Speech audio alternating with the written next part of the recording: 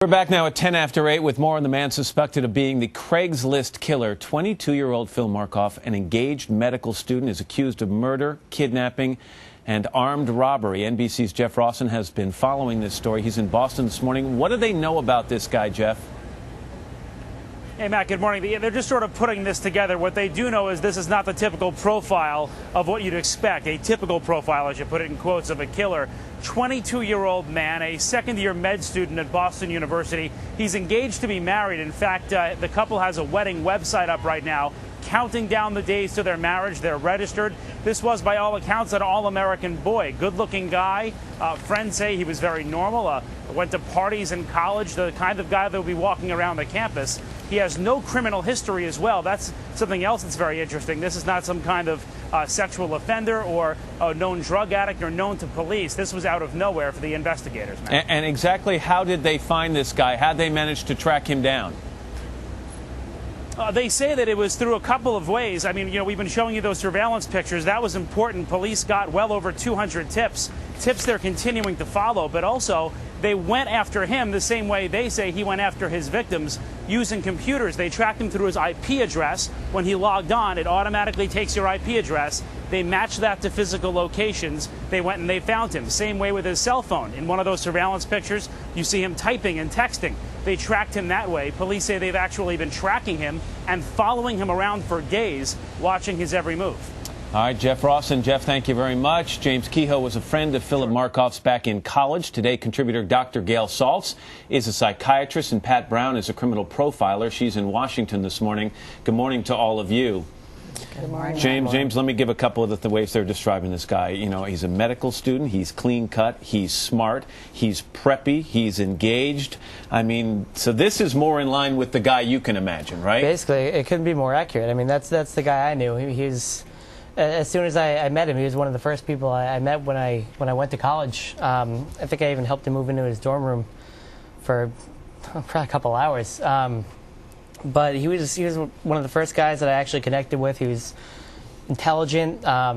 Seemed like a nice guy. He was fun. He just wanted to go out, live life, and that's basically what I wanted to do. And that's why we became friends. So contrast that, Gail, and you wrote a book on this subject. Here's the clean-cut, preppy, engaged medical student with the guy police say was a predator and a cold-blooded killer. These are two very different lives. They are. And he's managing to keep them separate at some points. Completely. And there are people who do lead secret lives. And actually, if they're leading a secret life, this is not an unusual scenario. So, for instance, in the case of like a Foley or a Haggard, that you have urges, intense, maybe sexual urges, violent urges, something you want to do, and you lead a life on the surface that's the complete opposite. But you see, what a lot of people are probably asking right now, and not with someone like James, who was with him in a dormitory for a year or so, but family members, really close friends who see this guy on a daily basis, and the people are going to ask, there must have been warning signs. Yes. Why were they missed? It's very possible they were, and they were subtle enough that they were interpreted as something else. So, for instance, here you have a first-year medical student.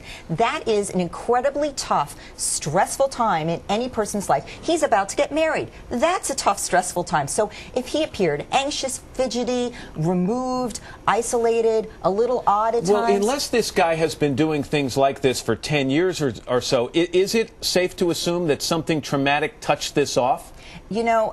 A lot of stress could have made these urges more unmanageable and made him want to act them out. Pat, let me just bring you in here, Pat, because one of the things that struck me about this as these crimes were unfolding last week is how quickly and how frequently they were unfolding. This wasn't a guy, whoever did this, if it's Philip Markoff, fine, but this isn't a guy who would commit one crime, go back and cool off for a couple of weeks, and then go out and commit another. There were like 3 crimes in a couple of days here. Right, Matt. I think we kind of had the reverse that we usually see with serial killers. Serial killers usually have something going wrong in their lives. They've lost their girlfriend, they lost their jobs, and they get angry and frustrated, and they want to get their power and control back, so they go out and kill. I think this guy's kind of the reverse.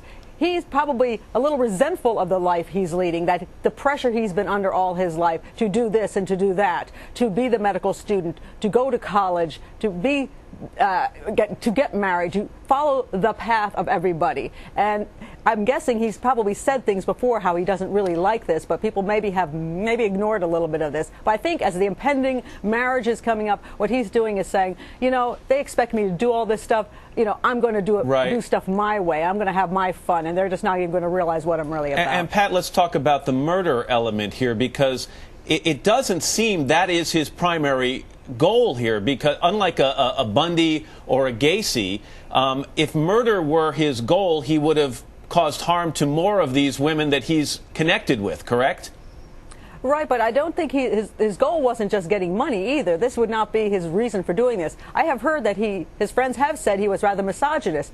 And so I'm guessing that he has an anger against women, an anger against society, and he's found this particular method which he thinks is fun and enjoyable. Well, let me interrupt for a second. We might find out, wait a minute, Matt, we might find out if we look back that there's some other elements of power and control he's used against women, like perhaps date rape or something to that effect. Well, let's bring James in on that one, Pat, because you know he was there in freshman year. Was there an issue with women? Right. You know, I would.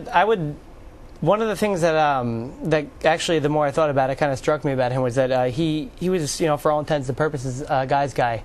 I rarely ever saw him, you know, out with a woman. He was always the one that would go out with any of the guys on any given night, which didn't really strike me as, you know, a sign of, you know, misogyny. But the more I think about it, the more I realize, you know, one of the normal things people do in college is, you know, just try to go, you know, find someone of the opposite sex to connect with, and that wasn't something he really seemed to do.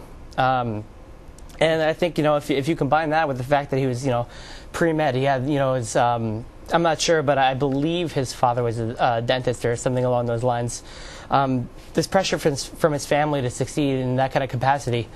And that's something that, you know, in my mind could make a lot of people snap. You know, you combine that with his potential, you know, misogynist beliefs, and, you know, I could see where this could possibly come from. Well, I think people actually are often struggling with, I mean, people have lots of fantasies, but they don't necessarily need to act out on them. But some people have some sociopathy, in other words, you know, questionable moral compass, combined with intense urges. And we might find early on in his life he had some traumatic difficulties. All right, Gail and James and Pat, thank you all. Appreciate it. You're welcome. Thanks, Matt.